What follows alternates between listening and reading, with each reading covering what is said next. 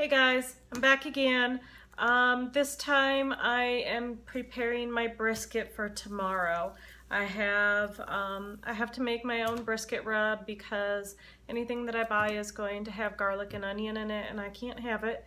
So this is my rub and I use this on more than just brisket. It can also be used on chicken or pork, or I've even used this on the ribs that I made in the crock pot last week.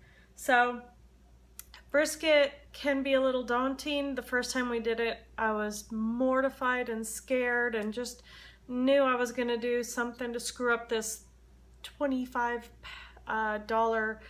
piece of meat, and I was scared to death. But you know what? It turned out really good. We smoke it on our grill. My husband is off tomorrow for Labor Day, so he's going to be smoking it all day for me. And once I get off work, I'm gonna have some really good dinner. So let's get this started. What I do is I usually get this rubbed on tonight, and we let it set all night. So I usually start it a little earlier than this. I try to go 12 hours with the rub on it. Some people say the rub isn't necessary. Some people say, yes, you've got to do a rub. Some people say if you don't score it, then it won't get into the meat and you won't get the flavor throughout. And you know, I've tried it all different ways and it's good. It's just good no matter how you do it. So I don't really think that there's any wrong way to do it. But the first thing we're going to start out doing is I'm going to show you my counter and explain a little bit. So I don't know if you can tell, but this has cling wrap on it. And I have it down because this is going to go around our brisket once we get it rubbed.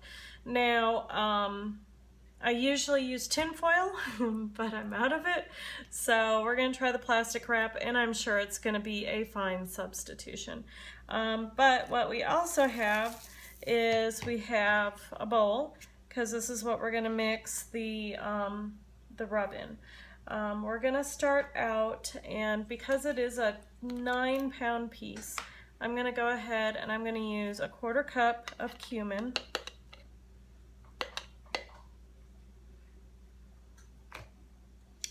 And a 1/4 cup of paprika.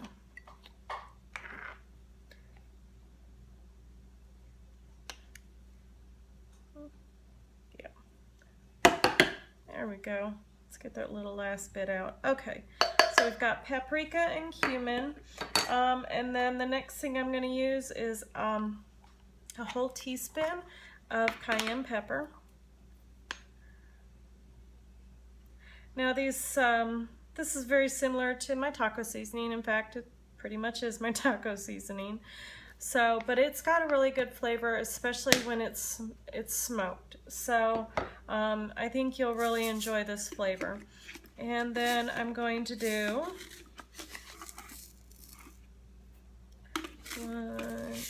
a whole tablespoon of salt, and this is actually 1 teaspoon, so I am going to make this, there's 3 teaspoons in a tablespoon. So we've got the spices in here, and I'm about to sneeze because of the pepper.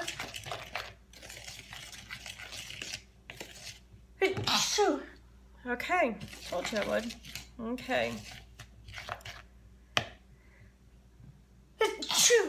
Sorry about that. Okay, so you can also put oregano in here. You can put any spices that you like. This is just what I use.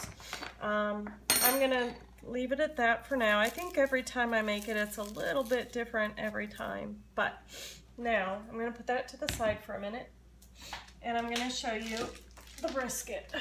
This is the brisket that we got. We got it at Sam's.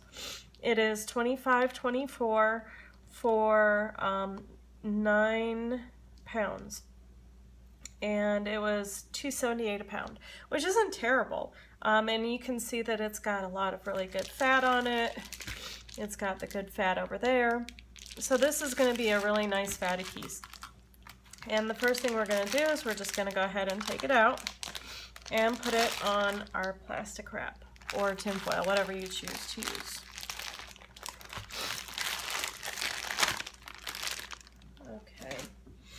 Now, this is going to be the bottom. When we put it on the grill and we go to smoke it, this is going to be the bottom, because this fat cap right here is going to melt some, it's going to get crusty some, and it's going to go through the meat to keep it tenderized. Now, normally I don't have this little flap thing here, so I'm going to go ahead and cut that off because I don't like it. I don't like it for the application that I'm about to do. But this is actually, I'm going to save this because this will make a really great bacon substitute for me. As you can tell, it's got a little bit of meat in it, but it's got a lot of fat. So I'll fry that up another day, and it'll be for bacon for me because I can't have bacon. Now, as you can tell, I am just going to score this fat a little bit. Again, there's many different schools of thought on this, whether you need to do this or not, and you know, it's up to you. This is just what I do. Now comes the fun part. It's called a rub for a reason. So we're going to go ahead and put it on, and then we're gonna just rub it around. I'm always a little ginger at first because I don't want to put on too much on one side and then not have enough for the other side. So that's why I'm being so gentle with how much I'm putting on there right now. But then, you know, I will go through and sprinkle some on. And you want to make sure that every bit of it is covered in this seasoning, because it's going to, when you cut through and you serve it, it's going to taste really, really good with all this good flavor on it. So we've got one side pretty much done. I'm going to go ahead and flip it, and we're going to do it on this side. Oh, this is making my nose itch, guys. Okay. It smells so good though. I just love the way this smells. Okay, and then what I'm going to do is I'm going to put some on the sides so that we make sure we get it all over. And I'm going to put some on this side. I'm going to turn this around because it's actually easier to do it this direction for me. Oops. And we're going to get that side done. And then we'll put a little on the end. And a little more on this end. And then I'm going to turn it over one more time because this side looks like it's good and covered. And we're going to make sure that we've got enough on this side as well.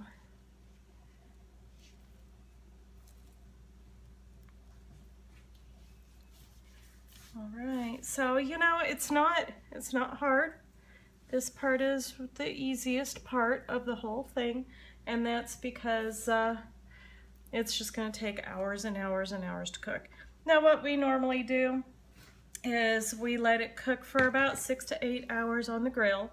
Of course, we're doing it low and slow. We're trying to put as much flavor in it as possible, and so that is going to, we usually use pecan wood chips. We really like those, and we just cook it on the grill for 6 to 8 hours. Now, that doesn't mean that it's going to be done. It could still be really, it could be really tough still, or it may not be cooked all the way through. And in that case, what we do is that we just bring it inside, and we either put it on a baking sheet in the oven, or we put it in a crock pot and we cook it a little bit longer. And the reason we do that is because, you know, charcoal and pecan wood chips and all that aren't always that cheap. So we know that, you know, I'll put it in the oven for a couple of hours at 275. This usually will cook for about, you want it to cook for about 10 to 12 hours. So, and as you can tell, my hands are really yucky. So that's why I'm not touching anything. But when we get this on the grill, I'll go ahead and show you what we do. We're going to try a new method this time. I'm not sure how well it's going to work or how it works to do the smoking, but I think it'll be pretty successful. And then I'll give you updates as we go along, and then you can see the finished product. So thank you for bearing with me, and I hope you like the beginning of this, because this is going to be good. If I can do brisket, you can do brisket.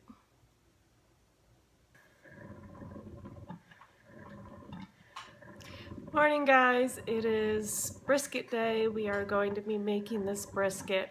I don't know if you can hear in the background, but my percolator is going because gotta have my coffee in the morning. I'm getting ready for work. My husband is out getting the charcoal ready for the grill, and so I just wanted to show you what it looks like now after being in the refrigerator all night.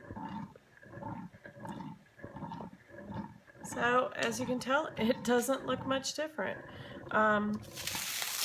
We're gonna just unwrap it, and what I'll do is when he tells me, I will go out there and I will put this directly on the grill, and we'll go from there. So you can tell that